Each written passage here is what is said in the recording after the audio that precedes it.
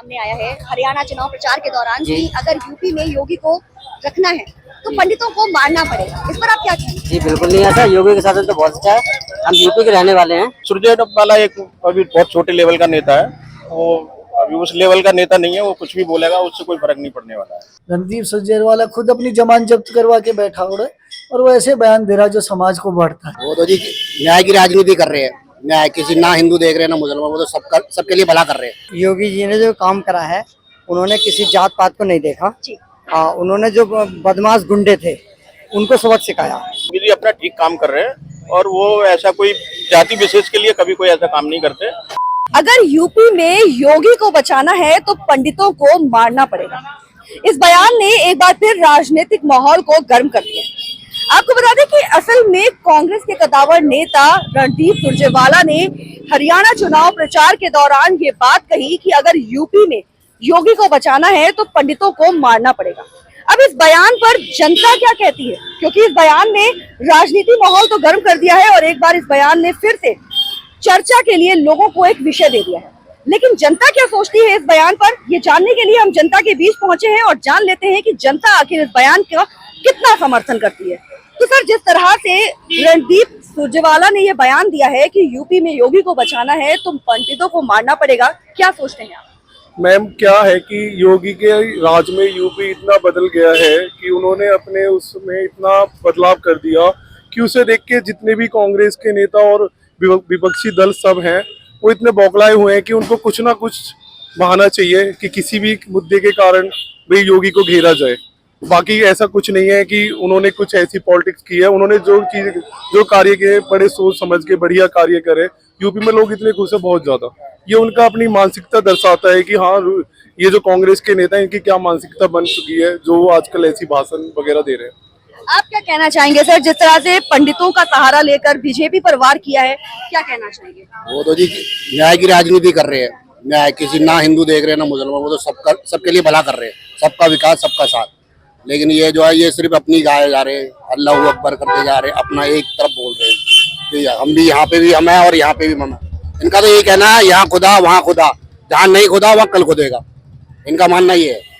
लेकिन जिस तरह से ये बयानबाजी हो रही है कि पंडितों को मारना पड़ेगा तभी बीजेपी जीतेगी, इस तरह से क्या समझते हैं आपकी जनता के तौर पे अगर हम बात आपसे पूछें तो इस तरह के जो बयानबाजी हो रही है, क्या लगता है आप? मेरे को तो जो इन भाई को लगता है ना वही लगता है। बिल्कुल सही बोला इन्होंने जो भी बोला। हम तो मतलब बीजेपी की तरफ ही हैं। वोट भी मोदी को ही देंगे। और बिल्कुल भैया ने बिल्कुल सही बोला। आप क्या कहेंगे सर इस बात पर? मैडम देखो, योगी जी ने जो काम करा है उन्होंने किसी जात पात को नहीं देखा। उन्होंने जो बदमाश गुंडे थे उनको सबक सिखाया और गरीब आदमी जो जनता है, हिंदू है मुसलमान, सब बहुत बढ़िया सेफ। लेकिन इस तरह की बयानबाजी हुई है कि पंडितों को मार कर ही योगी आदित्यनाथ आगे बढ़ सकते हैं। ऐसा ये तो अपनी राजनीति रोटियां सेक रहे हैं सब, ऐसा कुछ नहीं। क्या नाम है सर मेरा आपका? नाम मोहम्मद शाकिर है। मोहम्मद शाकिर। हाँ, मैं मुसलमान। सर, आप कुछ कहना चाहेंगे इस बात पर? ये मैडम जो है ना पूरा चुनावी स्टैंड है। योगी जी अपना ठीक काम कर रहे हैं और वो ऐसा कोई जाति विशेष के लिए कभी कोई ऐसा काम नहीं करते। वो हिंदू हो मुस्लिम हो सभी के लिए बराबरी काम करते हैं। और जो बदमाशी करेगा या जो भी गुंडागर्दी करेगा वो जीरो टॉलरेंस पे काम कर रहे हैं योगी। और वो ये चुनावी स्टैंड है। ऐसा कोई मतलब पंडित ठाकुर या और भी कोई बिरादरी से ऐसा कोई उनका लेना देना नहीं है। वो सभी के लिए बराबर काम करते हैं। सुरजेवाला एक अभी बहुत छोटे लेवल का नेता है। वो अभी उस लेवल का नेता नहीं है। वो कुछ भी बोलेगा उससे कोई फर्क नहीं पड़ने वाला है। कोई भी कौम का आदमी हो, अगर किसी को मार के अगर किसी को कुछ हासिल करना है तो ये तो बिल्कुल भी अच्छा नहीं है।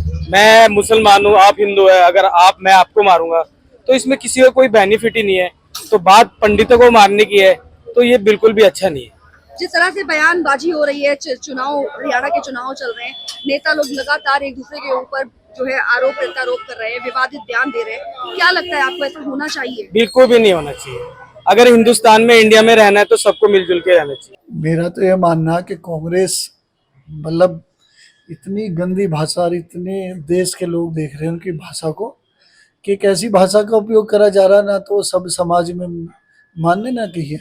उनका पहले सोनिया गांधी जी का एक बयान आया था, मोदी जी के लिए मौत का सौदागर, और देश की जनता ने वो जवाब दिया और पूरे बहुमत से जिताया। अब हरियाणा के चुनाव है, रणदीप सुरजेवाला खुद अपनी जमानत जब्त करवा के बैठा हुआ है और वो ऐसे बयान दे रहा है जो समाज को बढ़ता है। सामने आया है हरियाणा चुनाव प्रचार के दौरान कि अगर यूपी में योगी को रखना है तो पंडितों को मारना पड़ेगा, इस पर आप क्या कहेंगे? जी बिल्कुल नहीं ऐसा, योगी के शासन तो बहुत अच्छा है, हम यूपी के रहने वाले हैं।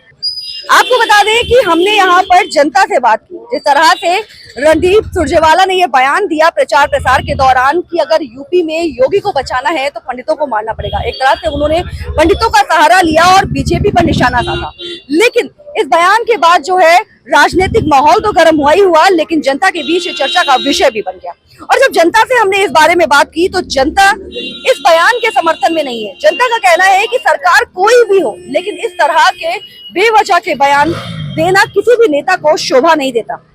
बाकी प्रचार प्रसार में जो है नेता लोगों को सिर्फ जनता की समस्याओं के बारे में बात करनी चाहिए, उनकी समस्याओं के बारे में सोचना चाहिए, ना कि एक दूसरे के ऊपर विवादित बयान करने चाहिए, दूसरे के ऊपर आरोप प्रत्यारोप लगाने चाहिए। बाकी इस तरह के विवादित बयान करने वाले नेताओं पर क्या होगा, क्या उन पर रोक लगेगी, क्या इस तरह के आरोप प्रत्यारोप बंद होंगे, ये आने वाला समय बताएगा। बाकी बने रहिए हमारे साथ और देखते रहिए खबर चौराहा। मैं जूही श्रीवास्तव, वीडियो पर्सन के साथ, टेली।